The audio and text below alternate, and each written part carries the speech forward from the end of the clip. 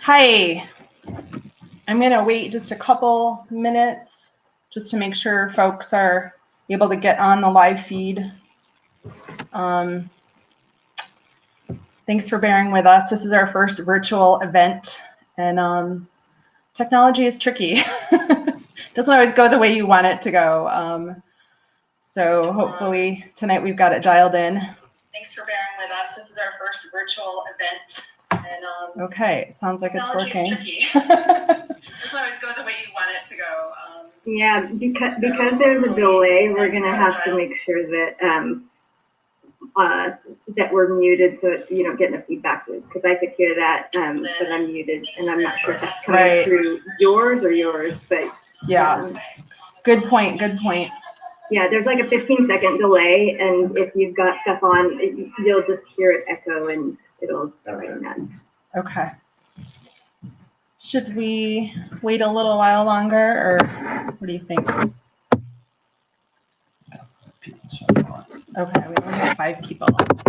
So maybe we'll wait just There should be musical interlude, you know? Right? I would offer to sing, but that wouldn't really be that great for anyone. Some jazzy hold music? Sure. I have that actually on cue. I make I have Google Voice settings to send different numbers to different things, and I have fake jazzy hold music. No YouTube. No, for future reference.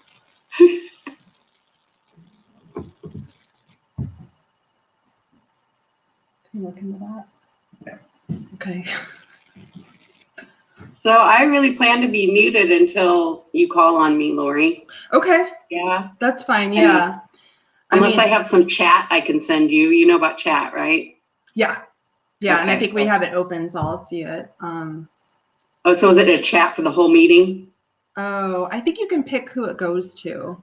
Okay. But I mean, we're using StreamYard, which is like something I'm not that familiar with, so I don't know exactly how it works. I know how Zoom works, but so I guess we'll figure it out. You can always text me on my phone. How many other people are on the? So you're live casting outside of Zoom. So only the people that are in this Zoom meeting, even if you did send a chat to everybody, right? So you don't have this isn't a public Zoom meeting. Is that correct? Correct. Right. I don't see it on Facebook either, but you did, right? Yes. Okay, so it's on Facebook. Okay. Yeah, we just don't quite have it on YouTube yet. So is it on there now? This is up and running on YouTube. Okay, great. We're in.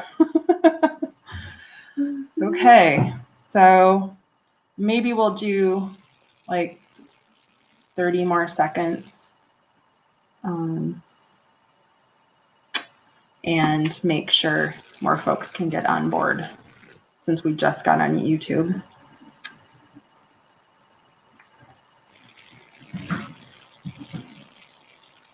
Looking good.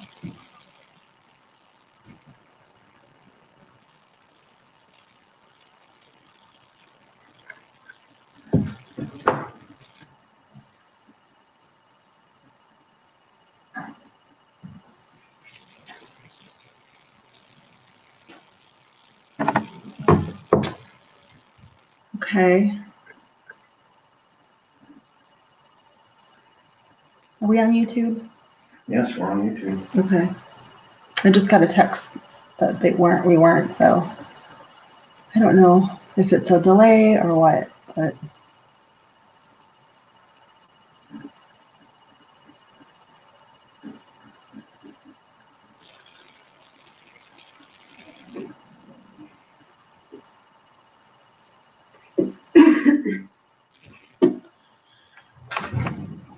They've gone to a slightly different link than they were expecting.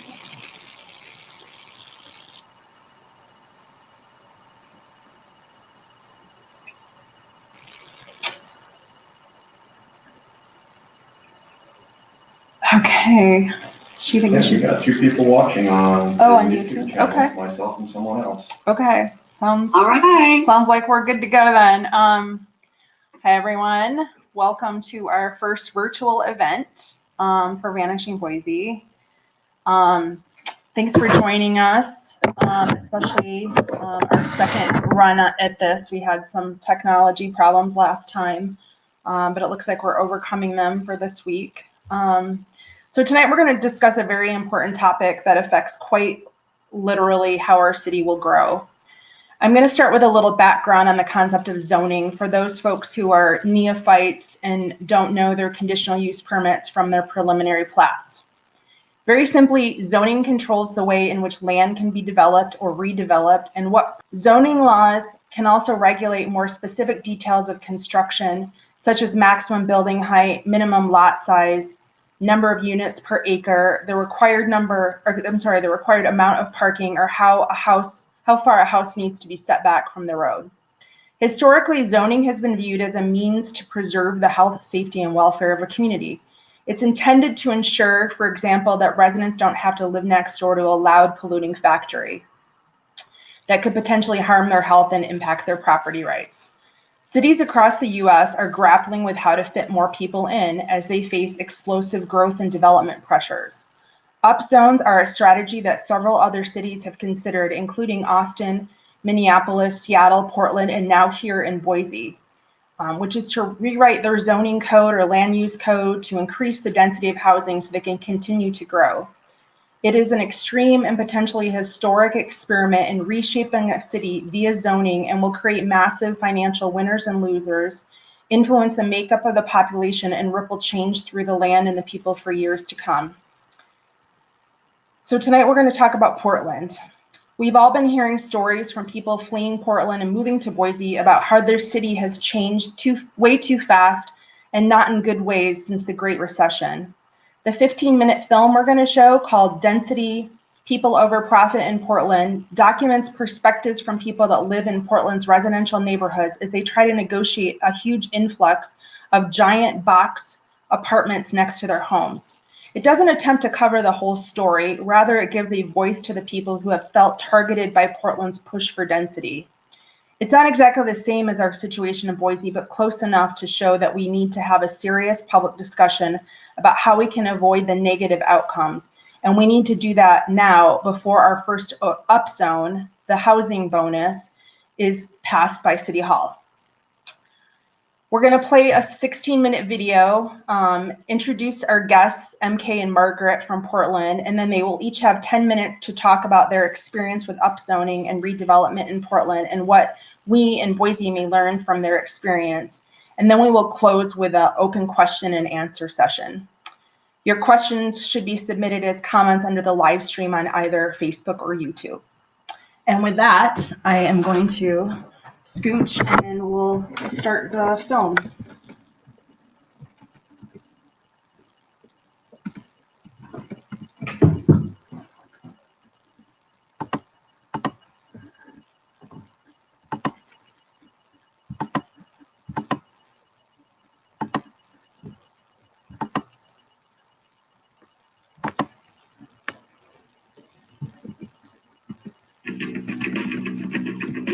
In December 2011, a construction boom exploded across neighborhoods in Portland, Oregon.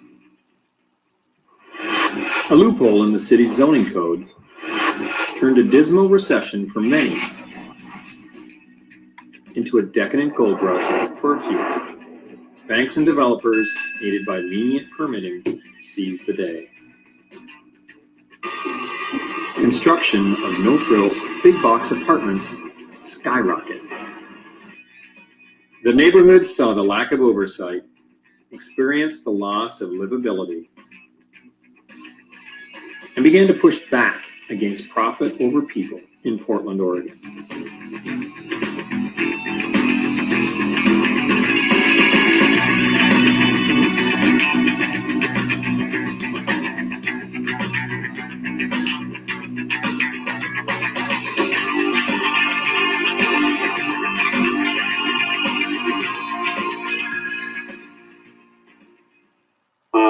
There had to be a sort of happy medium for people where you are able to provide housing, but you don't sacrifice the quality of life of the people who live in the neighborhood at the altar of high density living. somebody was going to come and buy up all of these properties, tear everything down, and put in a huge, big 4-story building. So these 2 homes will be demoed for the construction. There's another 45-foot development on the next block. So we've got this project, that project, and another project. A 4-story institutionalized looking building is not the character of this neighborhood at all. Right now, it seems like there's this sort of loophole window that developers are taking advantage of for this exponential growth. The developer just looked at a map of Portland, looked at the places where the particular zoning code that he was targeting. We were just a dot on his map, a target.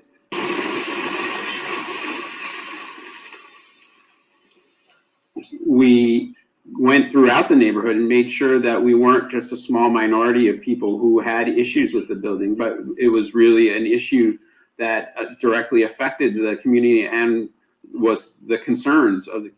And with many of the other neighbors to attend a neighborhood meeting to find out more. And there was a representative from BPS, the Bureau of Planning and Sustainability. Basically, he said that there was nothing they could do. This was all completely legal. And basically, this is just something we had to accept. But the neighborhood didn't accept. They appealed to the Portland Design Commission. That opens the door for the next. To the Planning and Sustainability Commission. The only people that are being ignored in this entire discussion are the people who already live in the neighborhood. The developers are taking advantage of a loophole you know is wrong. We've heard a resounding cry no from the residents of the community that we are not getting the type of density that we want. We might be getting density, but might not be getting good density. The citizens appealed to the State Land Use Board.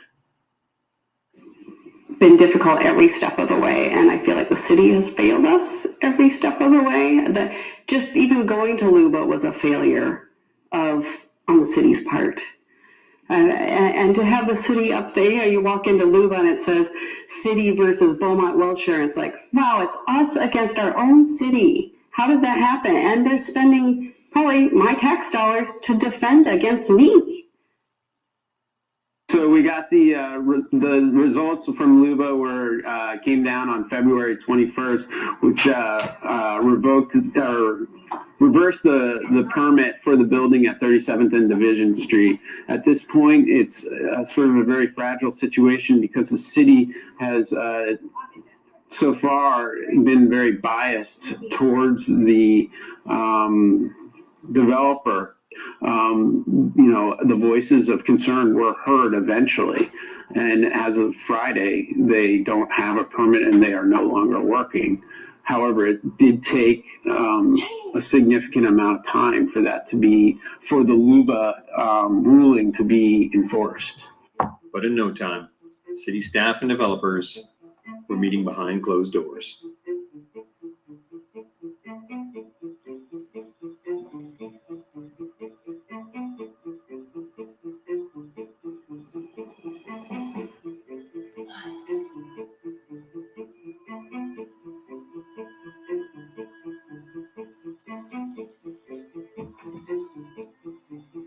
And the irony of the people fixing the thing that they stamped in the first place is not lost on us.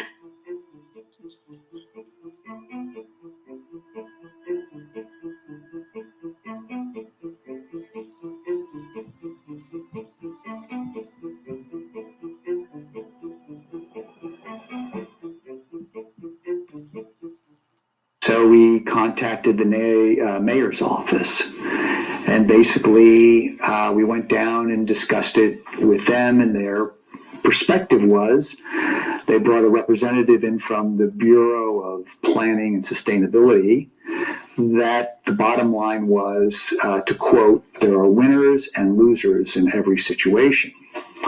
So, for example, the grocery store around the corner, Whole Foods, is certainly going to be a winner.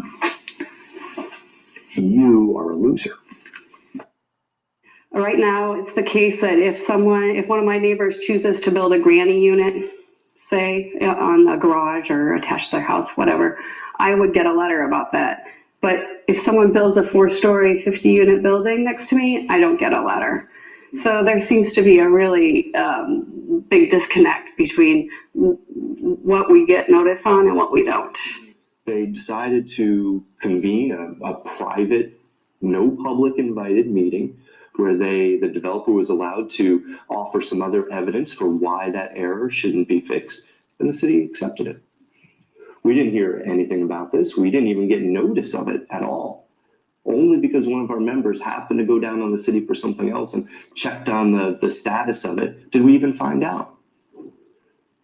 So the real question, I guess, is that for whom is the city working? Is the city working for us, the taxpayers? Or is the city working for the developer? Now, I'm not expecting the city to take the neighbor's side on everything, but a little bit of balance would be good. A little bit of balance would be fair. And I think that what we've realized through this process is that the city is not our ally. So it's not a bad thing to make it so that developers can make a boatload of money if they do it well. What's bad is if they don't do it well and they make the money and the neighborhood is impacted. And that's, I think most people think it's not reasonable. This is a really great building. I think it exemplifies several of the issues that we've been talking about size, bulk, and scale, and trying to make buildings that are more appropriate to our neighborhood in kind of the rhythm of different commercial storefronts or mixed-use developments. It's got a lot of nice elements, and I'll just kind of just point your eye to a few. Like, we've got these nice balconies that provide a little eyes on the street. We've got kind of some minimizing of the bulk with these pop-outs of development. We've got really nice big storefront windows and a treatment of the corner. We've got pedestrian scale awnings and signage. We've got places to sit and streetscape, landscaping. There are a lot of different features that this is a great example of. And the types of development that we're starting to see are not necessarily in scale with that. So, Lena, let's walk across the street and kind of get a better picture of this. And this lot right here that's facing it is slated for another long 200-foot by 45-foot height building. I think this project is not a bad example because it shows the stepping down of the massing. Right. And that's not what's going to happen here. So we've got 2- and 3-story development, which fits in a little bit better with our existing 1- and 2-story or 2.5-story fabric. Is that permanent? That's great. I believe that is permanent. Somebody said, I don't know, I heard that they had maybe seen it somewhere else and thought it was innovative, but... Looks like the storefront you pull down at the end of the day. It's a few bad apples of developers that try to force something into a neighborhood, and the city, for some reason or other, can't distinguish between good developers and bad developers. So it's a real estate pot of gold, and you're going to get pirates. That's what I think of it as. But I do think that there is a sense in the city that decisions of development aren't really part of the public discussion. Why that is, quite frankly, I'm not sure, especially because Portland has such a reputation of being, hey, let's talk about it. Let's get it out there. But in this area, the city and BDS in particular just seems to be so narrow in its discussions and its desires. I wish I knew why that is. I don't. I just know that it's frustrating that it happens. It's been shown to be in a very poor light. It seems to me that they've been a lot more responsive to the developers than they have been to the community. And we've been advocating that the BDS's role is to be a neutral party to guide through the permitting process, not to advocate for one side. But the statements that were made by people throughout BDS, and then the fact that they didn't implement the LUBA ruling as it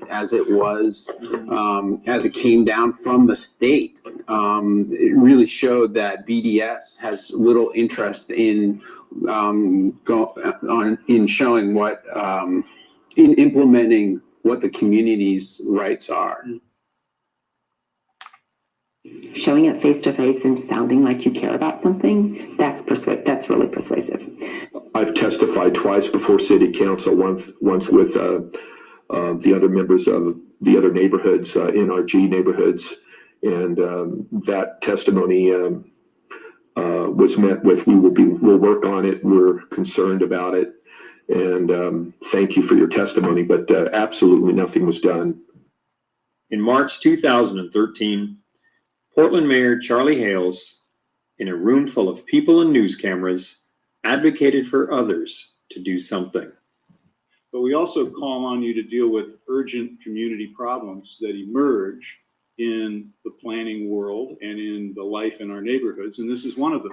It's a discrete problem of how higher density is working or not working in practice in our neighborhoods, and adjusting the regulations to try to make sure that what we have in mind is what we get in terms of the pattern and form and relationship of new development to the fabric of our existing neighborhood.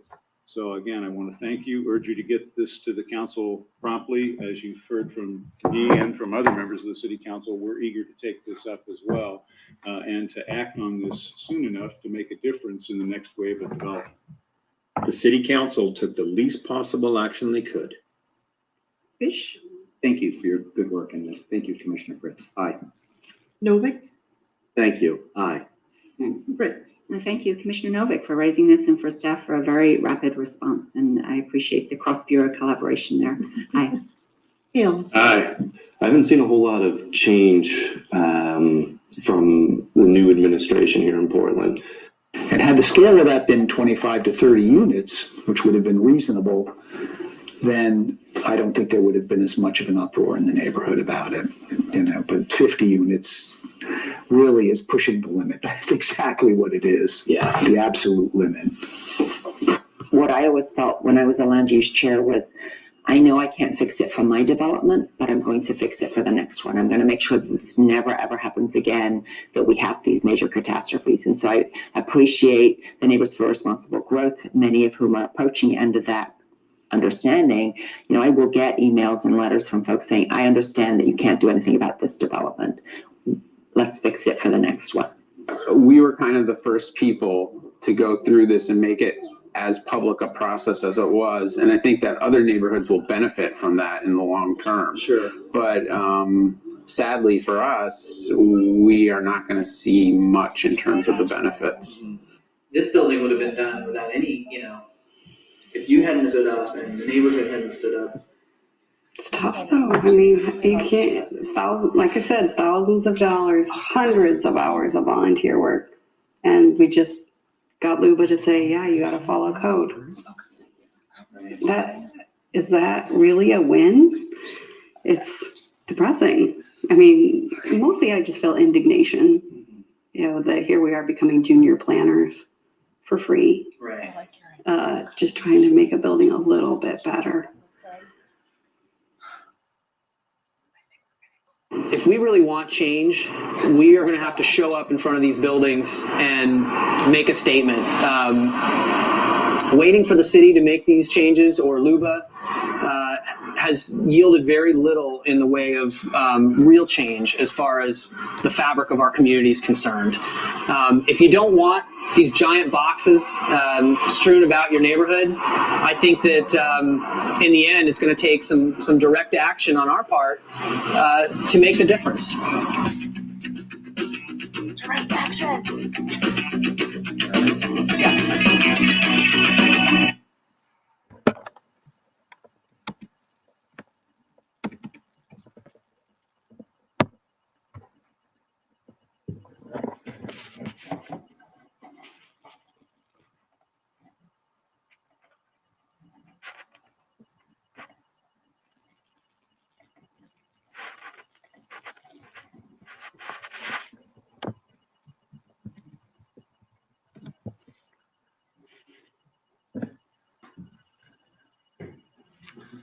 Okay, so we're back.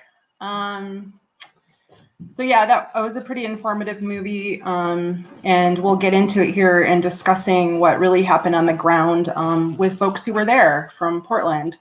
So without further ado, I want to introduce our two guests. MK Hansen is in the top corner. By day, she's a global systems integration architect and engineer, public policy research consultant, and forensic data analyst. She's also deeply involved in her community as a data activist, where she focuses her professional expertise on unpacking the complexities of land use deregulation, Wall Street financialization of housing, and conflicting narratives regarding affordability and displacement. MK was recently named as a 2021 Senior Fellow at the Sterling Institute for Financialized Ecosystems. Hi.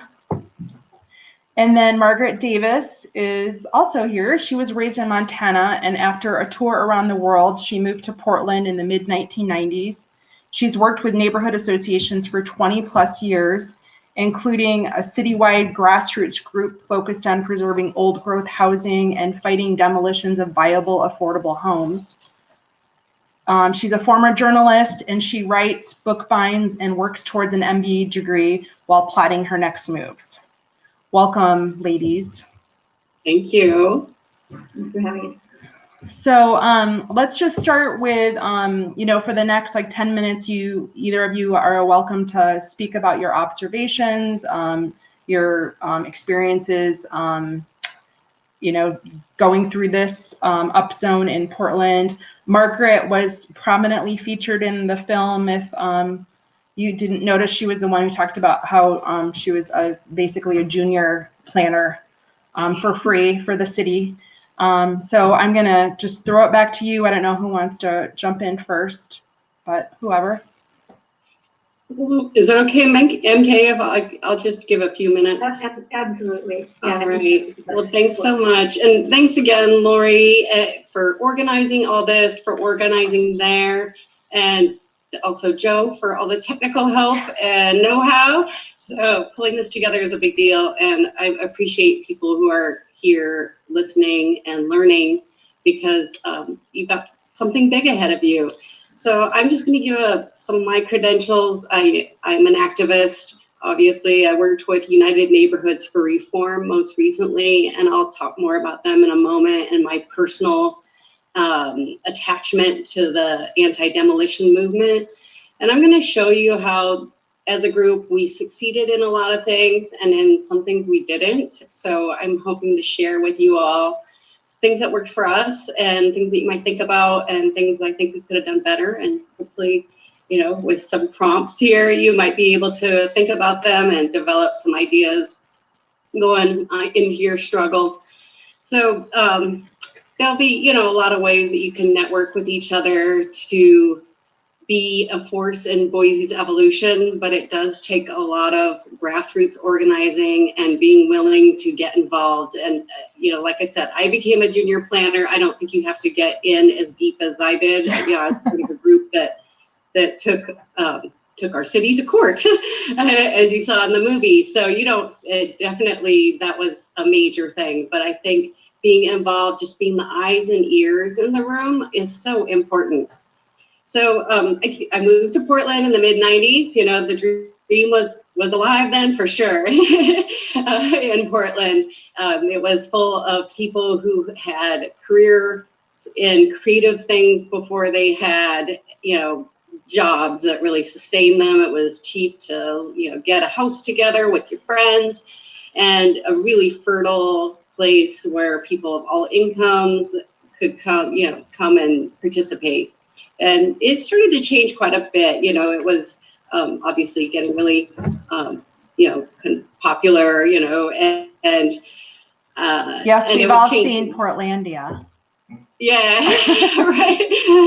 So we just got this odd feeling, and especially with, I should just use the term upzoning, because you won't know certain landmark things that have happened in Portland, but it starts relatively innocently, and I think in a good way, because it's focusing density or larger buildings around transit systems. And forgive me, I have been to Boise. My brother and my sister-in-law used to live there. It was back in 2000 or something, and I did go and visit, and I loved it.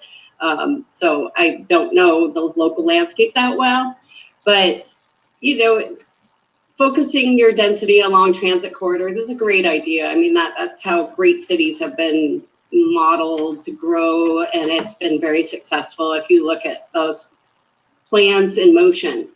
But then you get upzoning, where now in Portland we've passed where you can have 6 units on a lot where a single family once stood, which means that house economically doesn't really stand a chance. You have 6 units worth of profit available where there had been only one.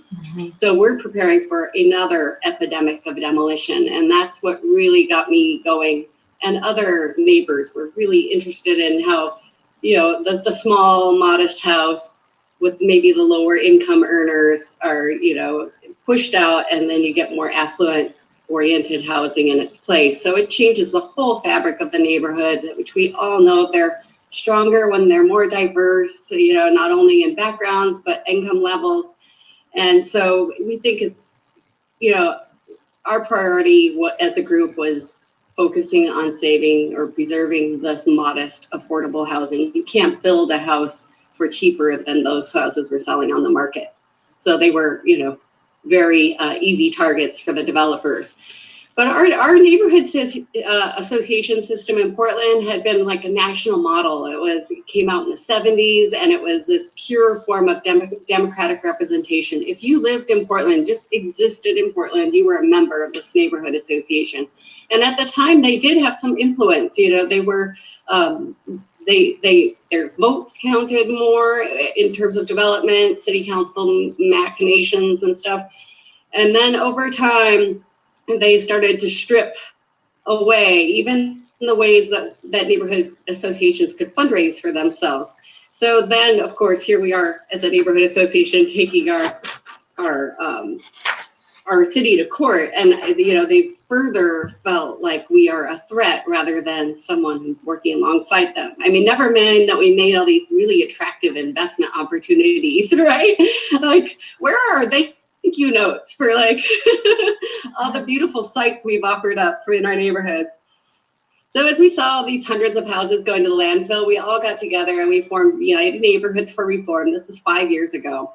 We organized a caucus pretty much, and it was all comers. You know, we had the big whiteboards and the big markers. We developed a resolution that we then took around to every neighborhood association that would have us. And in short order, we had something like more than half of them on board, which was a pretty impressive turnout. I mean, we had people going out and talking to these neighborhoods, having them vote. And I think the city just got scared to death of this because it was a sign of, you know, local interest and local control over what happened in their neighborhood. But that was a really important step, and that got notice, and it got us some seats at the table early on when we were completely focused, especially on the dispersal of hazardous materials, which is a really probably like the most obvious way to get at demolitions. You know, if you have an environmental mindset, and I know that, you know, Montana is pretty far behind in that, but Idaho, I'm hoping, is more forward about it. And you can, but if you look at all into any of the studies, and it's, you know, I'm talking about the HUD study that came out at the federal level, and then there was a Purdue, I believe, study in the Midwest. If those particles, they go up to 400 feet away from the demo site, and it just takes like a fingertip of grains, like sugar grains, to cause irreversible health effects in kids. It's brain damage, basically. So there's a lot on activist side to fight demolitions that way, and just to make them more expensive, more onerous for the developer, because you're just trying to, first of all, keep a viable unit of affordable housing, and also limit the dispersal of hazmat. So that was a early on big success for us, and where we encountered roadblocks at the local level, we just went to the state. So, you know, you can go at it the big way too, right? So while you're getting your vision together and getting others to sign off on it, you're also building your documents and your resources. And the resources can be people and their skills. And it also is things like this, where we had a flyer, which we developed, showing what you could do. And I could send a whole box of these to you, what you could do about demolition dust. And this really helped us feel better too, because now that we knew how bad it was and how it spread so easily. I mean, people are like, you know, their vegetable gardens are getting dusted and stuff. We felt like we could really help people to be safer and limit their exposure. Then we also have stickers, like, you know, tear downs hurt neighborhoods and they hurt people. Demolitions take housing from the rich to give to the poor. And we also developed something that's online called a neighbor pledge, which was something that we just asked people to informally take around their block and have their neighbors read and sign. And it's about just making sure that they sell to another family or another person who will take care of the house for the next generation. I mean, usually these houses are, you know, something like 7 or 8 generations in. So yeah, we developed things like postcards and also things that aid in our efforts to lobby. And lobbying is going to be a big thing here, which is just raising awareness and getting into the city councilors. I don't know what they call them there, but we didn't visit our city commissioners enough. And if you think about it, we're all activist volunteers, but there are people who have paid positions. That's all they do is go and visit City Hall. I mean, they've already been there, right? They're already taking your people to lunch. So you need to just, I know it just feels like, God, I have to give so much time to this, but if you care, you can really make inroads because you're like then the known person from the neighborhood, not the, you know, pretend, you know, local from somewhere else who's just looking to, you know, help their developer boss usually make inroads. So I wish we had done a better job of lobbying. You always have to have letters to the editor going, and, you know, take turns if you'd like. And then attend the events of the other folks, just raising the questions. Yeah, I think people tend to be real black and white, like, why don't you want density? And it's like, well, can't we have both? Like, can't we have the modest housing and your luxe, you know, plex or whatever? I think there's a kind of a dead end where they try to make you be just one thing, and you know, there's some name calling. So it's like keeping it positive is, you know, using humor and praising the heck out of people who do reuse or renovate or repurposing of old buildings. I mean, there's so much old soul in those things that, you know, I mean, it's great for the businesses that are in these buildings too. So that's a win-win, and you can talk all day long about how renovation boosts the local economy more than new construction. So there's a lot of facts on the side. I mean, it really comes down to, you know, not being able to buy the moral high ground, and I think it's easy to forget that we have it. Yeah, especially, you know, advocating for, you know, not as like sexy, like, you know, all you know, stainless steel appliances. I mean, like really attractive looking, you know, condos and things. And, you know, these are just really simple houses, right? So keeping the message, just not forgetting about the lessons. I know this was kind of a popular movie a while ago, but The Social Dilemma. One thing that really stuck out to me was, you know, if you're not paying for the product, you are the product. And so it's always keeping the story yourselves, you know, and I know you have Facebook presence. I guess I wouldn't recommend Facebook now that I've seen that movie. But, you know, elsewhere you might establish a more neutral seeming presence online and have all your documents there, your resources, and a place to connect. But also, you know, a place to point out your own research to more neutral sources. So like Sideline Institute, you know, yeah. Those free land use articles are pretty much written by the people who are, you know, doing all the upzoning. So it just is spreading the word in a friendly way about where the facts are coming from. Let's see. So I think I'm almost at the end of my pointers. I wish you all luck. I mean, just being organized as you are now is a big plus in your favor. And I hope that you can use the resources that we presented here. People are welcome to contact me through that blog that I run, which is unitedneighborhoods4reform.blogspot.com. Okay. Maybe we'll share that as a link at the bottom. Yeah, and I would love to, I much prefer like a conversation. So I'm a resource. Good luck. Thank you. Thank you so much, Margaret. I really appreciate all your tips and information about what it was like to be kind of in the battles on this issue in Portland. And then next, we're going to have MK talk, and I imagine the conversation might shift a little bit. So I'll let you take it from here, MK.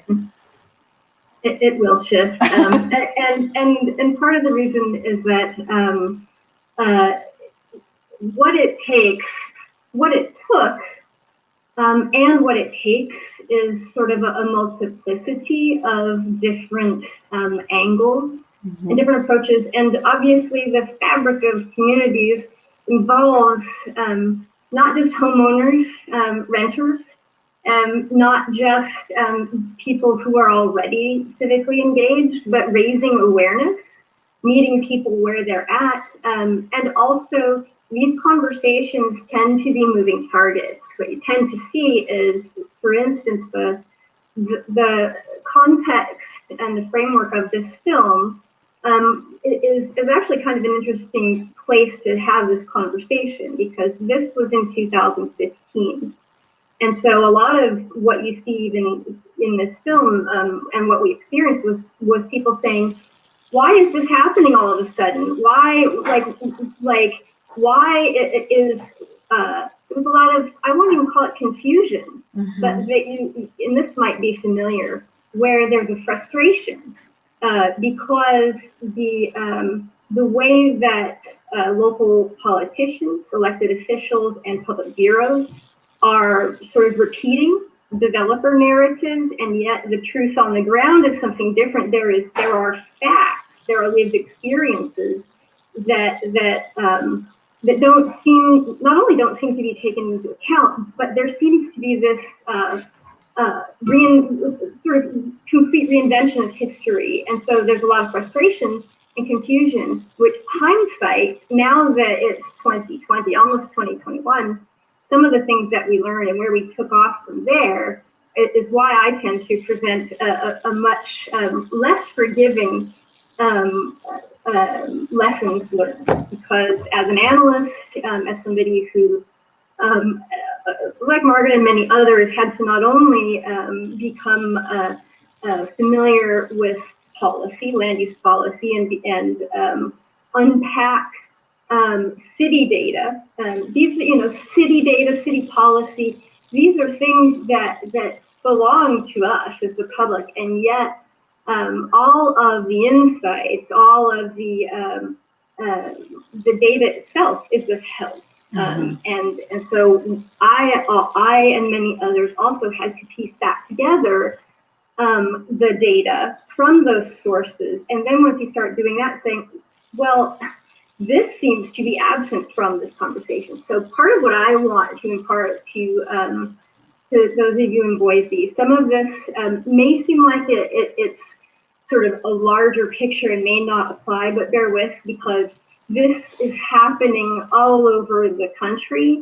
It's just that these strategies tend to be rolled out when we're talking about the mass production, templatized mass production of these generic, dense, and highly profitable, cheap to build, but highly profitable, and yet in places where they have been going up like gangbusters, like here and other places, they are empty. And so there's also some confusion around that. Why is this narrative saying we need more housing because there's a shortage, and yet when we have built in places where it has been built, it's empty. So one of the things that I want to explain that we'll touch on, particularly where this point in time where this film was centered, and then bring us to current. Also, some of this has some perspective that I think is important, and I'll try to also pepper in some of the lessons that we learned. And I'll try to do that in a short amount of time so that there's time for questions. But hopefully this will elucidate some things. And I won't go very long, but I'm going to talk about housing and new construction, particularly rental housing, as a high-yield commodity, completely divorced from its social utility. And taking from sort of starting generally without going into much detail about the savings and loan scandals of the 80s, the late 80s, where junk bonds were used, and in particular, real estate. So you had bankers and their cronies doing these straw man trades with real estate, back and forth, to escalate the value. In that case, they were using some some newly created by Michael Milken ways to manipulate the stock market, if you will. And what they called junk bonds in the 80s, you might be able to call something associated with the subprime scandal of the last decade, with stuffing mortgage-backed securities. And so part of the lessons that they learned in the savings and loan scandal still then became more complicated. Yes, there were bankers that went to jail because they defrauded investors. Then when a large bit of deregulation came along in 1999, the repeal of Glass-Steagall, so that basically removed a firewall between sort of traditional safer consumer lending and the casino of Wall Street.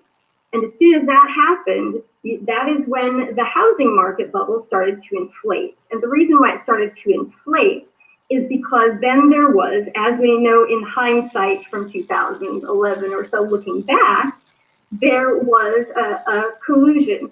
And this casino economy took place. And that is where, out of that, they were using mortgage-backed securities as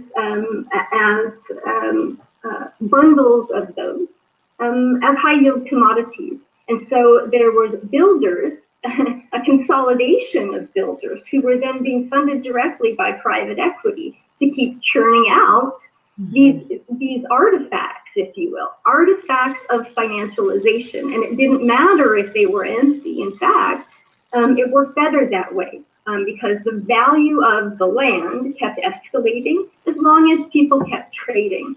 That was with single family homes.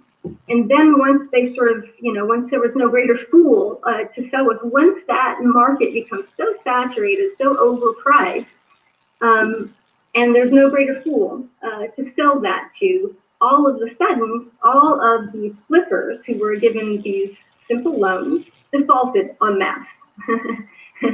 And it wasn't people who couldn't afford second mortgages that caused the collapse. It was white-collar crime.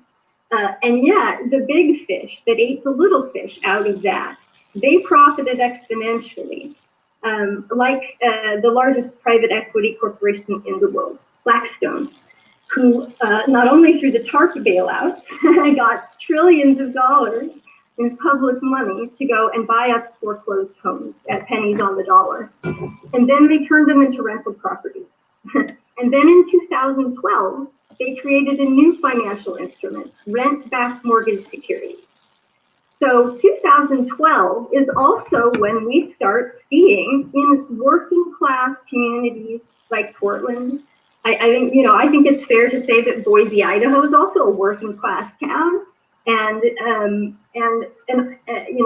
so in a city like Portland where we have 50% renters, all of a sudden we started seeing, before we started seeing the developers descend with these bulky rental apartments, they started doing what's called raising the ground rent. So we started seeing renters all of a sudden getting their rent, tripled, 300% rent increases.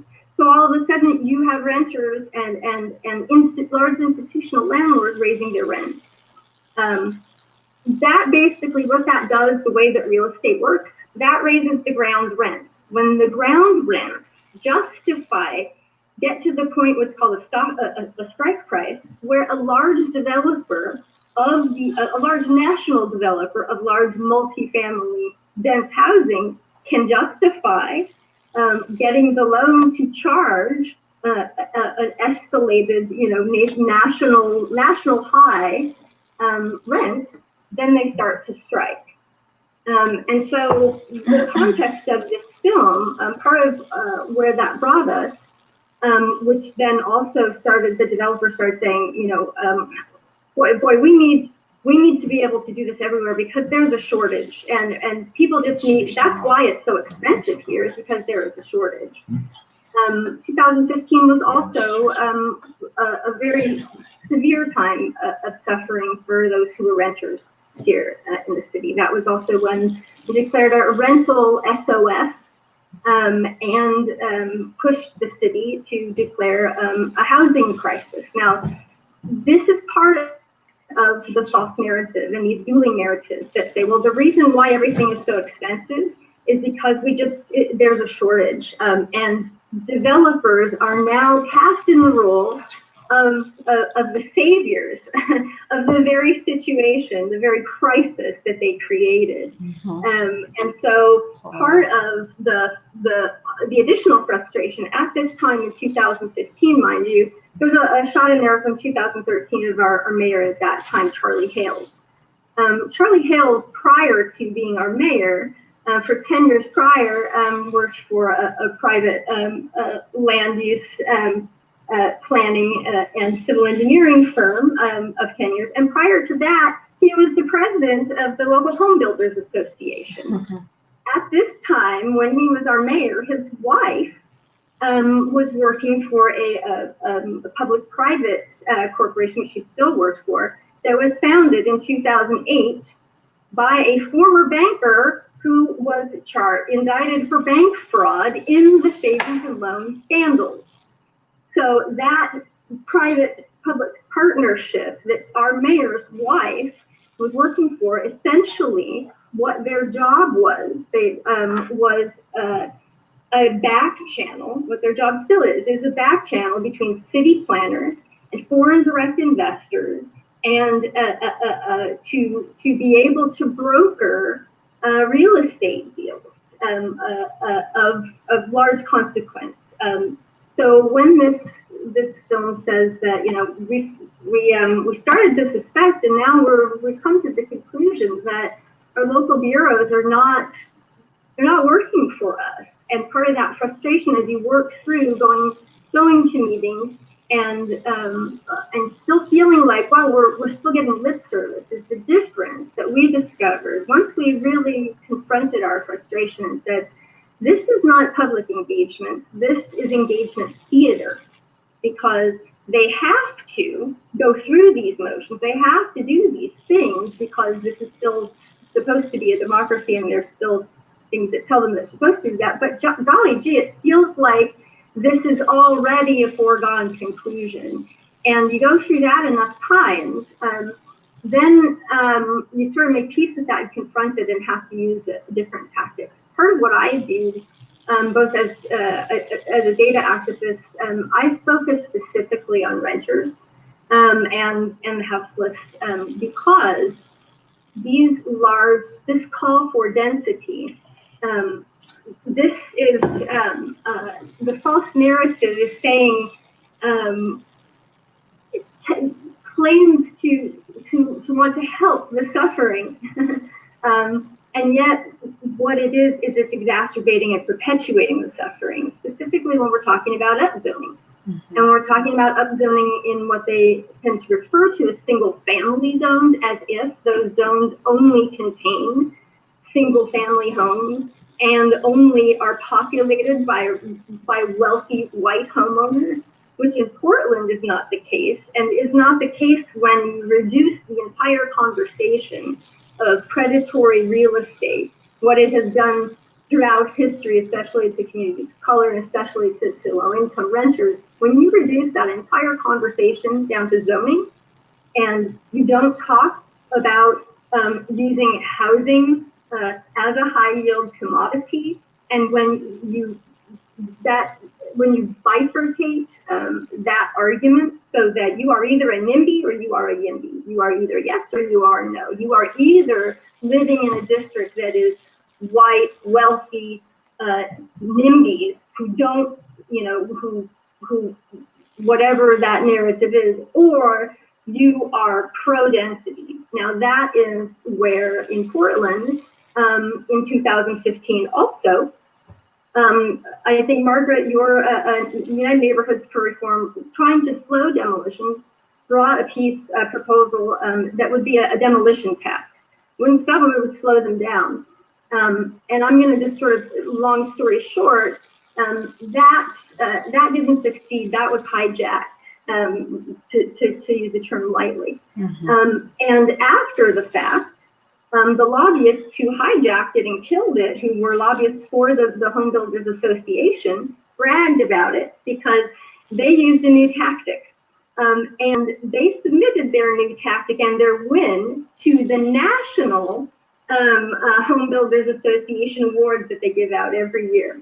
And they won a national award and published their brag piece that said, essentially, and hopefully this will connect also with the false narrative, because I'm assuming that in Boise, you may also be encountering some things that just don't quite make sense, things that are repeated, that this is about affordability, that demolishing and displacing and creating these large artifacts for, profitable artifacts for developers is somehow environmentally friendly.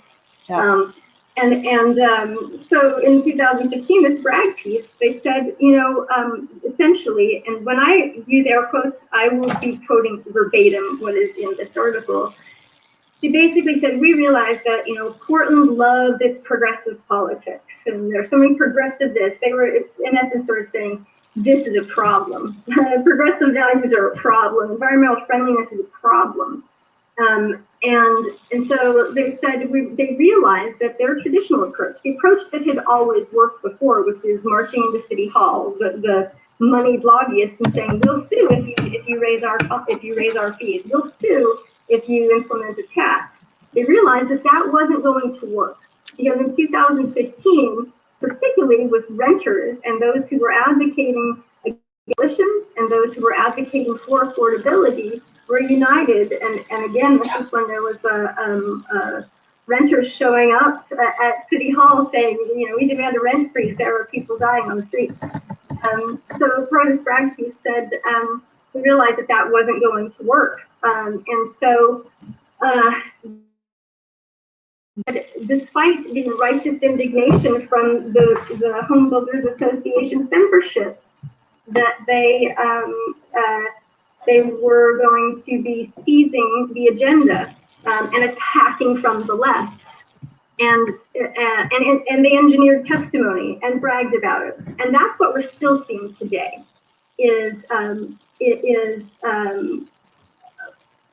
This developer need for continuous growth, wrapped in the phrasing of progressive politics, wrapped in the phrasing of it's environmentally friendly, and yet all it does is, when you waive parking requirements, is create dangerous streets and create more traffic jams. But it also creates another market for them. Here in Portland, it's also created another market for tech companies and for Nike and for other sorts of capitalist ventures. So one thing that I would just impart to folks in Boise is to be particularly aware of and call out those the sort of, we call it manufacturing consent through wordplay. So when they were here in Portland, they were talking about zoning and how it was discriminatory and how the zoning was exclusionary. When I debated in what we tend to call a cage match, when I debated on a live radio program, it became apparent that they were talking about. They said that zoning discriminated against houses with 4 doors, in favor of houses with 1. That is not discrimination against people of color and low income, but they will use the term discrimination. And when they were talking about exclusion, they're talking not about people, but about property.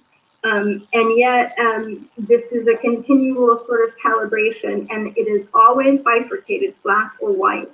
That's something that's called, it's called reification. You can also, it's sort of an abstraction, but the way that we refer to it is mistaking or willfully causing confusion between the map territory. The truth on the ground is that some of our neighborhoods already contain dense diverse types of housing, and yet they will be referred to as single family homes and single family zones. So for me, the two things that were the most important, I realize I've gone a little bit over time here, the things that were most important were to pay particular attention to the logical fallacies used in the dialogue, and to just make peace with the fact. It makes a lot more sense if you're frustrated with things that seem to be just giving lip service. Just make peace with the fact that it is lip service. Mm-hmm. Stop being frustrated and just say it is. You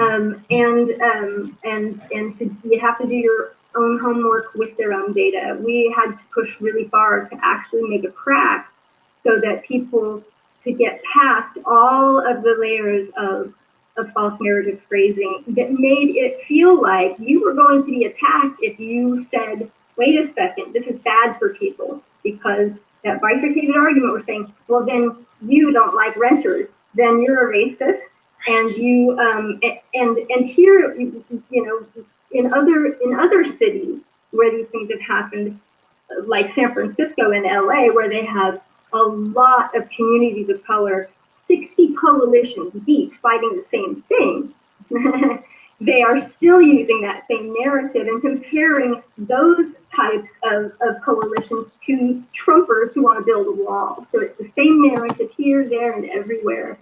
So I would recommend also that you really start talking. The way you start talking about these things are as investment vehicles, divorced from their social utility, and start talking about needed housing, which is connected to the median family income, who actually live in your community, who can afford housing and at what level, and really start reinforcing that that upzoning in broad strokes, regardless of what they build on that land, it increases the value of those speculators' portfolios.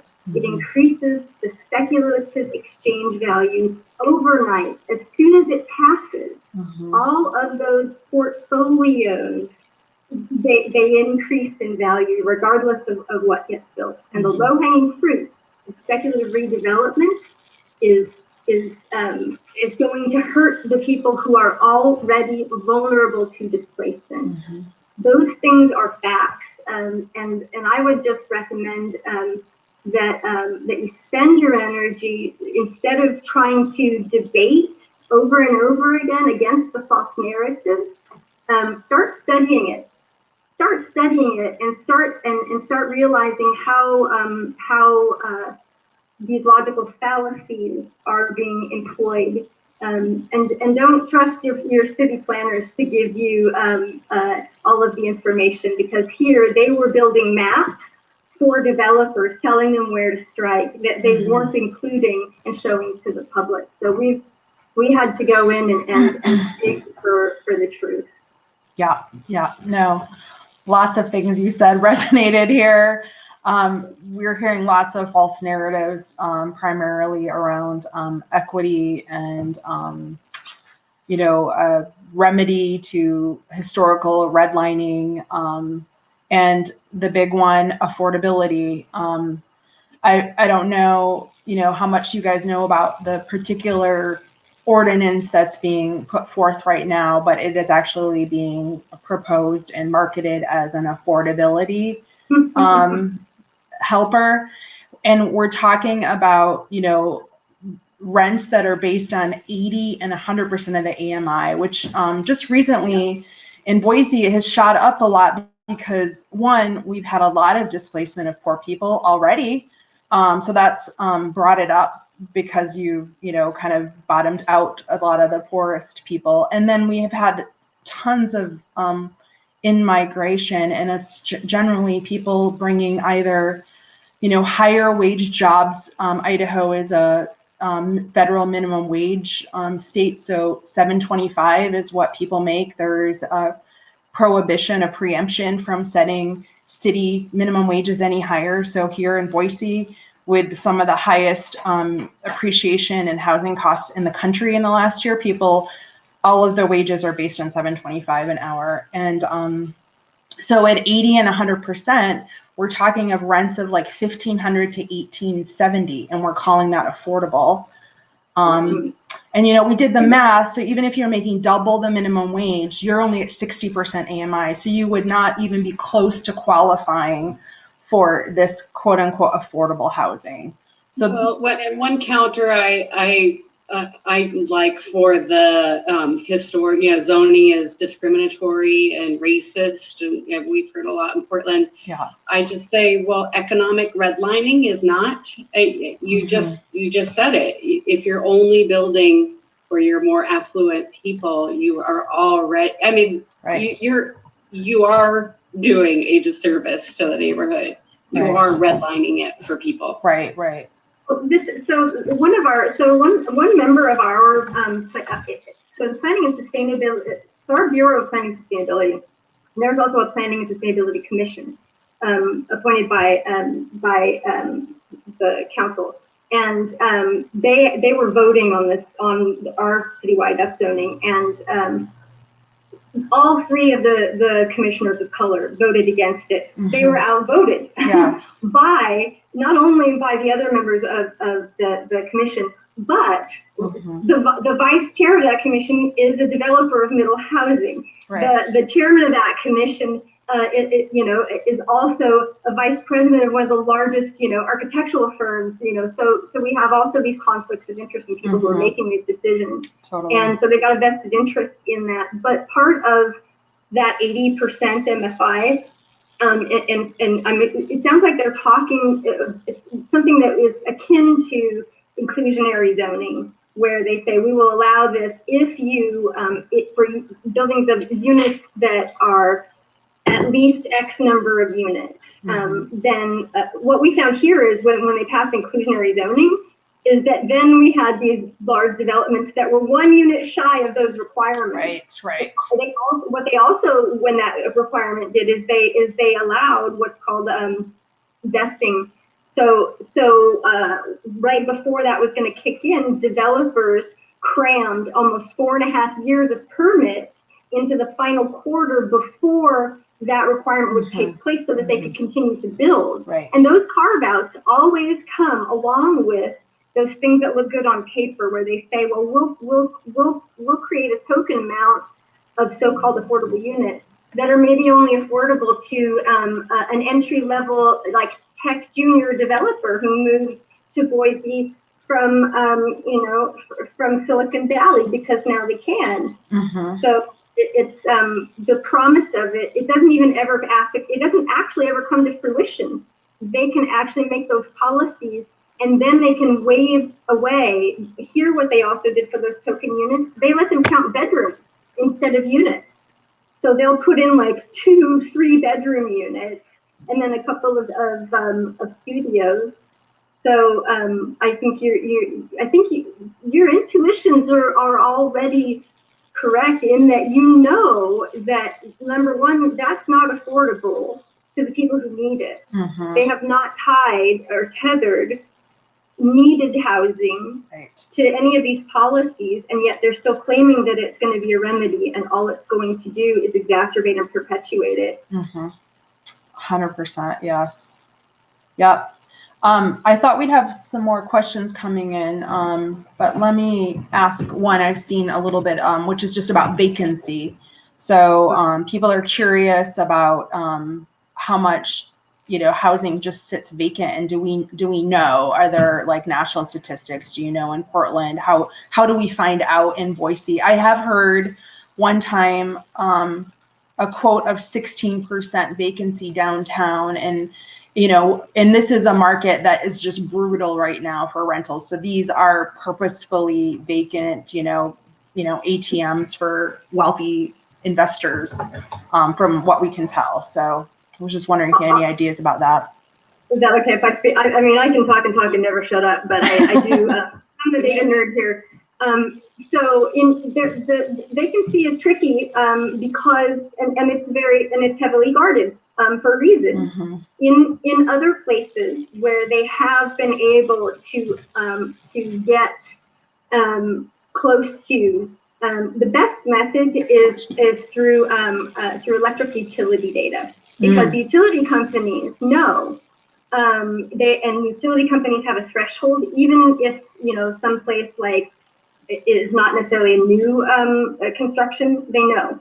So for instance, in BC, so British Columbia, I mean, but they got to the bottom of it, even though it's still out of control. And part of how they got to the bottom of it was in part through utility data. But it still required outside of city, you know, you'd think that your public institutions are the ones that already have tax lot data. They've got all that stuff and they won't give it to you.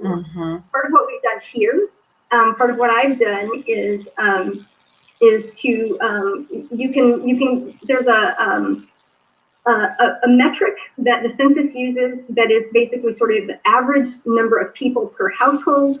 You can have, we cross-reference population statistics with building permits. So building permits for not only ones that were issued, but what they do when it's called finaled, meaning that they got their occupancy permit.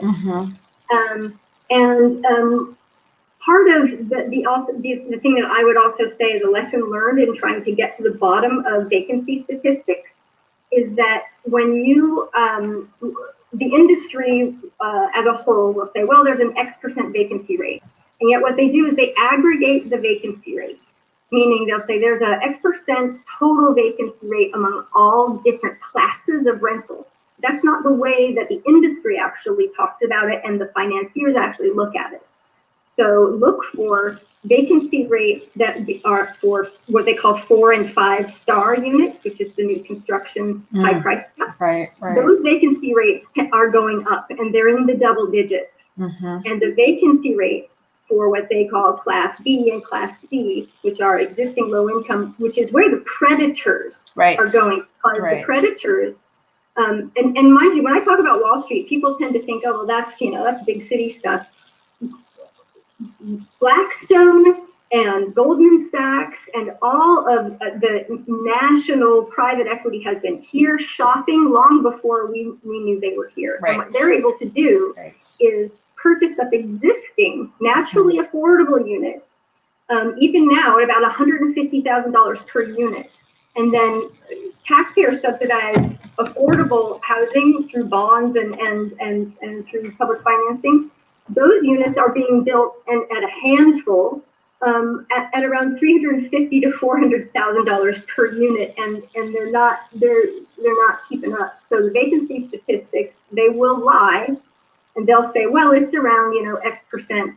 When if you split it out and ask for and look for vacancy statistics that are broken out by class, you will see double digits going up in those. And it doesn't matter. Here's the thing: is it doesn't matter because the debt that is repackaged for new construction is bundled up and traded on Wall Street, and it makes it easier to trade when it's vacant. And they will starve out a community, and they will create a more captive market. And then they'll say that rents are going down when you know, it's sort of like saying, I'm going to sell you. You know, I'm going to price my coffee mug at $1,000. Well, you know, guess what? 50% off isn't that a deal? The other thing about vacancy statistics is that they will if a building has not gotten up to 80% vacancy, they won't count it unless it's been below 80% for a year. It's industry-wide. So what you have with new construction is it sits there and it is not counted in those vacancy statistics. They will call it an absorption period, and they do not count it. So you will have buildings that are sitting empty with their occupancy permit, and you won't even, they're not factored in for at least a year, and even if they're leasing up, and that's by design. So the way to get to the truth is that you have to dig for it, and you have to have somebody that can take care of the data and knows where to find it. But if you can push for your local, utility company to get that data through somebody that's got some pull, that's your best bet. Post office also has keeps track of it, but again, they don't give that out to the public. Well, and then there's the whole Airbnb thing, right? So, you know, I got some data mined data from a few years ago, probably 3 years ago now. There was like 1,000 in Boise proper, and I was shocked and expressed dismay. And the folks that do this data mining for cities around the country said expect it to double. I'm not sure where it's at now, but that definitely is another source of vacancy that.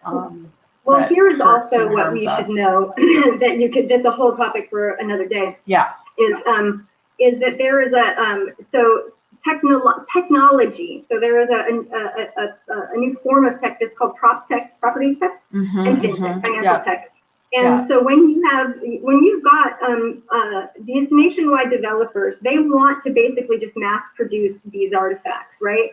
And they also, Airbnb is super profitable, but they need management of scale.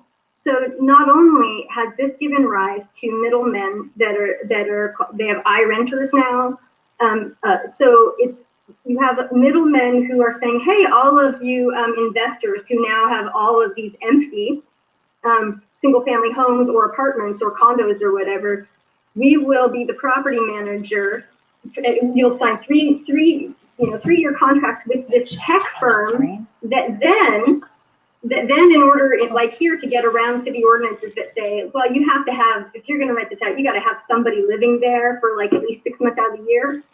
So there's all sorts of ways to get around that. What we've seen here are these firms that Airbnb upscale because they have a company in the middle that rents out basically that rents to a host as if they're a proxy landlord that will rent to a cost burden renter and say, you can live in the basement for $900 a month, but you have to play host and you can never turn down an Airbnb rental, and you've got to be the one to make sure that there's coffee. And so they turn renters into indentured servants and scale. Yeah. And so whatever you see in those Airbnb statistics, it's even worse than that because they are going through middlemen to obfuscate the data because it's highly profitable. But how about, I mean, last I heard about the vacancy, just specifically, I thought it was like at least, it was 4,000 at one point. No, in Portland. So in Portland, the census data, which is just, we still haven't had a census, so which is based on that puts it, the vacancy ratio is always around 6%, which is 16,000 units. But our data that is based on population, population and building permits, it is more like 30,000. Oh wow! I believe it. Shocking. Yeah. Shocking. And that's where the data, that's where you have to have people that are like Margaret said, some of you will have to become armchair zoning experts and planner experts, and some of you will also have to tap into becoming people that are like, well, I guess I'm going to have to learn how to download this data and where to get all of these pieces of information. Fortunately, what I do for a living makes it not only so that I've got the luxury of time, but expertise, and I have the right tools. I have very expensive software, mapping software also that lets me do some things with large amounts of data and to cross-reference things and to merge things. But I would recommend, that you get very familiar with where your city data is. It's fragmented, to be sure. The other thing that we're doing here, which is one thing that is very heavily guarded, is who owns what, who is buying up, who has financial, who benefits, who is behind all of this. And what you'll find is that in every state is that they will obfuscate that through several layers of shell companies. They will register a different shell company for each property. But behind that, we found here, people didn't believe me when at first I said, hey, guess what? Blackstone's been here for a while. Blackstone is also the corporation that the United Nations Special Reporter for Housing, Leilani Farah, she just, her term just ended in, I think, May. but she was the one that did lots of investigation and said, this right here, this is an example, prime example of this is of they created the crisis. This crisis was created out of the bust that, and let's, as a reminder, that bust, that first time, which was just single family homes used as these artifacts, the result of that was the foreclosure crisis that displaced more than 10 million people from their homes, the size of the population of Michigan. And those same companies purchased up with our money, with TARP bailout money, purchased up those foreclosure homes in bulk, pennies on the dollar. And as soon as they hit their books, they were worth billions again. Yeah. So I would recommend finding out who's buying up your property. That reminds me. So for folks who are familiarize themselves with our new YouTube channel, we have included a TED Talk by Lalani Farhi from the United Nations, and also a really fantastic live interview with Aaron Glantz, Home Wreckers, the book that talks about this very thing that you're discussing right now. So please take the time to go and watch these videos and learn more about these complex topics that are really integral to figuring out their larger agenda and the larger forces at play here. We have less than 10 minutes left, and so I want to get to a couple more questions, and I think this is a great one, and I'm just going to throw this out there. Can you repeat in a nutshell the failure of supply and demand to work to lower rents in Portland? Yes, in a nutshell. The failure to lower, so if we think about needed housing as a pyramid like this, so the bottom, the base is the both the population, so the number of people, and their cost burden. So the people that need housing the most, and of which there are the most, are earning below 30% of median family income. And so cost burden and median family income is like a pyramid. We are all familiar with that. At the top, the fewest amount of residents can afford the most expensive. And what happens when you have the erasure through several different things? So you've got demolition taking away actual redevelopment, taking away existing actually affordable housing, and then you also have acquisitions where you've got private equity purchasing up all of these units and then raising the rents to market and doing renoviction, what we call renovictions. What you have is an erosion of this base and then an inversion of the market. So what you have is you've top-loaded the market with very expensive housing. That not only can none of your residents afford, but you've inverted the market, so you have manufactured a shortage. And what that does, when we're talking about supply and demand, the narrative says, well, if you just allow us to build more of, the narrative, they are loath to call it trickle down. They call it filtering. They're saying this will help because supply and demand works like a teeter-totter. Well, it doesn't work like a teeter-totter. It may have worked like a teeter-totter where you have supply and demand, and then you have basically think about it like a rubber band that is your pricing elasticity. Supply and demand, teeter-totter playground economics. Don't let them gaslight you by telling you it's economics 101. Because what they won't talk about is the repeal of Glass-Steagall in 1999. Because now that this is not a playground, it is a casino. Housing is not, and supply and demand is not a teeter-totter between supply and demand. And also, the rental market is not a unified rental market. It is hierarchical. So these Class A expensive investments will not become Class B, Class C investments. In 30 years, maybe when they lose their luster, they will become affordable to people in 30 years from now, after they're in a state of disrepair because they're built with particle board.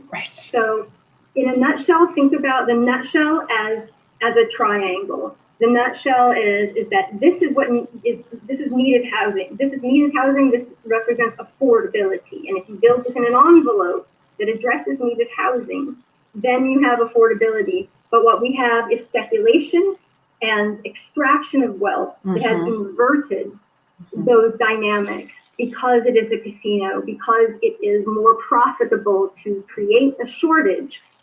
I mean, what do you think is going to happen now that they're trading in water futures on Wall Street? They're going to manufacture a shortage. Nestle's already proven that they're going to do that. So it's the same thing with housing, except you have a captive market, because we're not talking about widgets and we're not talking about apples. You're talking about a commodity, a high yield commodity that is tethered in place. Thank you, MK. That was awesome. Yes, well put. And just so other folks who want to learn more about this, I also have shared MK's video on our YouTube channel. I can't remember the title right now, but it has like a chart on the front, so you'll see that, and then you can watch this video where she kind of explains all of this that she just mentioned about the inverted pyramid. So I'm just going to jump back a little bit to something we were talking about earlier. Folks are curious about, well, first, we should make the distinction that Portland actually has transit. You have transit that that's trains and that's buses and that runs early and runs late. And we have a very bare bones system here in Idaho. There's no way for a city to tax people like a local option tax, and we get zero money from the state for transit. So it's a really rudimentary system here. And so when you talk about, concentrating large apartment buildings along transit, the question is, what transit? Like, it barely is functional. It's very difficult to live without a car here. And so, but the city keeps perpetuating this, like, yes, if we put the housing there, then we can have the transit that we want. But, how many years out are we talking? They're like approving these large apartment complexes where you're next to a busy street that's 55 miles an hour and there's no feasible way to put a bus stop even there. And so folks are curious about, one of the things that happens in large apartment complexes along, busy streets is that the folks are maximally exposed to pollution and particulates. And it's that one right there. And so we're just curious about the pollution regulations in Portland and Oregon that might be different here in Idaho, because it's basically an environmental injustice issue that we're talking about, right? If you put low income housing close to busy highways or busy roads. So I'll give you an example of how this narrative was used, and how that premise of that it's more environmentally friendly. So the premise is that if you build dense housing along transit, that it will allow low income folks better quality of life because they can spend less on commuting, and that other people of all income levels, it'll lower the carbon footprint. Some of the things that they've already proven, for instance, in Los Angeles and in other places where they have already put these things, is that, and also here in Portland, is that people that are higher wage earners, they still like their cars, but they will pay more for parking. They will pay a premium to park their cars. Right. And that so it has not lowered the carbon footprint, but also as far as what they got from that premise. So Blackstone and our local billionaire developer financial partner, Clyde Holland, they were able to, using that narrative, saying we want to build along the light rail that goes between Portland proper and Hillsborough, where there are some high-tech facilities. But so here's this parcel of land. So we're going to do this, but under the premise of meeting the city's, zero carbon by whatever date. What they were able to negotiate was they got 80% of their taxes back. The developer, Blackstone, got 80% of their taxes, an 80% tax cut, got an upzone on this massive piece of property, where they then built this village. It's actually hailed as one of the sort of a new urbanist show and tell, and it's quite expensive, of course. And the folks that tend to stay there are gig workers and tourists, and so it did nothing. It did nothing in terms of nothing. There are no metrics that prove that it had any relationship to anything except that it is built next to the light rail, and that the public subsidized this and gave them an upzone, and it's not subject to inclusionary housing. So they got all of these giveaways. In essence, what a lot of these things look like on paper, but don't actually require any follow-up to see it. It's a concept, is that the public is subsidizing the exacerbation of the crisis of affordability. The public's money is subsidizing the displacement, and the people that still, if they are building affordable housing along these transit corridors, I mean, there's a long history of existing affordable housing. Existing affordable housing tends to be, now that there's a revaloration of urban landscapes, it didn't always used to be there. That is why existing affordable housing is where it is, and why the land is cheap, and why it's now revalorized under a completely different narrative. The land is cheap because, they in decades past, they built a freeway through it and displaced and wrecked, communities of color. So unpacking those false narratives, a lot of that is stuff you already know. It's already been proven throughout history, but also if you want to look for the proof that it isn't what it says it is, look to places like Los Angeles in particular, where there has been some renewed debate and metrics specifically around transit-oriented development. And transit-oriented development is a new urbanist concept. Specifically, it means a lot of things, but right now, what it means, transit-oriented development right now is a developer's effort to say to cities and municipalities, if you give us 5% of the land and a big buffer zone along your transit corridors and say they're open for business, what they want with transit-oriented development is to have one design and say, we don't want you to issue us 10 permits for every development project. We want you to issue us one permit for all of them so we can cut through the red tape and give us 5% of the land along each side and let us bulldoze it all and mass produce all of this worker housing. Right.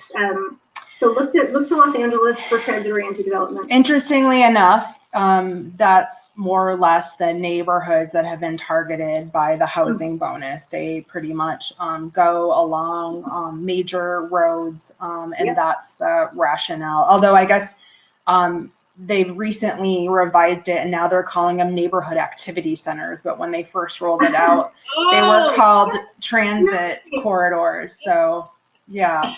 And that it expands it a little bit, I think. So well, and then watch out, because now, of course, we have something that makes a mockery of all this, the plan, which is now you can just do it anywhere. Right, exactly.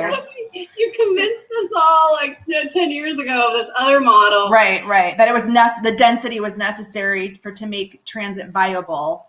And a lot of what I was doing as an activist was just reminding people to believe their eyes more than their ears, and to trust that. And so when you're keeping a database, maybe it's as simple as this, affordable house was knocked down, and gee, guess what? Only wealthy people can live there now. I mean, you can have it, and it'll be depressing if it continues, because you'll see it happen again. But it gives you a basis to say, it's not happening, Boise. Right. It's like, it's not happening, people. I mean, people really want it. They want to believe, and I love that people are trusting and open, but and it's not easy to be cynical. Right. Right. It's easy for me. It can take a toll for sure. Yeah. Leave their eyes, Yeah. the more that their ears. Okay. I would say too that here in Portland, there is also a very definitive report that speaks to what you're talking about, where they want to expand rapid transit out into an area that contains the largest amount of naturally affordable multifamily housing. And this is a report that I'll share with you if that's something, because that's the other thing. You either have transit and they say, hey, you've already got transit, let's develop around it, or they say we want to expand or bring transit to this area where land is cheap and where renters where will displace the largest amount of people. But I'll send you that report because it was authored by an academic here named Lisa Bates, who has done extensive work around land use development and displacement and affordability and transit. Awesome. Awesome. But it's a lie. I mean, it's a lie. You're being lied to. Let's call it what it is. A false narrative is a gentle way of saying that the same liars who have been lying throughout our history, so that they can sell you something that sounds good, like urban renewal. That sounded good, but not if you were an African American living in a community that was getting prosperous, because all of a sudden they're saying it's blighted, and they want to renew it. We have a very active urban renewal agency in Boise too, and a lot of what we're seeing is the lines that they've drawn for the housing bonus coincide with the urban renewal. So, yeah. Well, because again, what you're seeing is an extraction of public money. Because when they do this, the developers don't ever want to spend their own money. No. They would much rather extract money from the budget, from the funds that would go to fund schools and roads. Because if the schools are suffering and the roads are suffering, guess what? Private industry will come in to save the day and say, well, how about some more public-private partnerships? Right. Well, we should probably wrap it up. We're 6 minutes over our end time. I want to thank you guys both so much for doing this, for hanging in there with our tech problems and coming back here on Sunday night after we had it to reschedule from Wednesday. So thank you both so much for your knowledge and expertise and being willing to share with us here in Boise. Thank you. Good luck. Thank you. We need it. And then I want to the audience that's out there, tomorrow is the first public hearing on the housing bonus. Okay, so it'll be before planning and zoning. It's a virtual hearing. The links have been put both in the Facebook and in the YouTube. So there's all sorts of information, but directly a link to sign up to testify tomorrow night. Everyone can have 3 minutes to speak on this topic and or your own personal experience being a renter, being a homeowner, living in Boise with our skyrocketing housing costs here. And I urge you to participate in that hearing tomorrow night. We just found out a couple days ago, normally once something shows up in P&Z, planning and zoning, then it takes a couple months usually before it shows up in front of city council. The city is fast tracking this. They have it already scheduled for January 12th in front of city council. So essentially over the holidays, no one's really paying attention. We're in a pandemic. There's been no public education on this housing bonus at all. It's a major, possibly the most major change that's been made to zoning in our history of Boise, and it's being fast tracked. So we really need everybody to get involved and submit testimony for in between the tomorrow night and the January 12th hearing. It's too late to do that for tomorrow night, but please join us in the hearing tomorrow night. Claim your 3 minutes, sign up from the testimony, and please help us stop this housing bonus ordinance as it's written. Our main ask is, if we are going to give developers basically a basket of freebies, then we should be actually producing affordable housing, not 80%, not 100% of AMI, but things that will actually help the folks who are most suffering right now, the people that are living precariously, the single moms, the baristas, the people on fixed income, seniors, disabled, the ones that are the closest to living in their homes, living in camp trailers, or being purged entirely from Boise. That's the population we should be serving, and not people who have incomes of $50,000 to $80,000. So with that, I'm going to thank everybody for tuning in tonight. We're going to have at least one more of these before the hearing on the 12th, and I will welcome you then. So thank you so much, and good night, everybody. Good night. Thank you. Thank you, guys.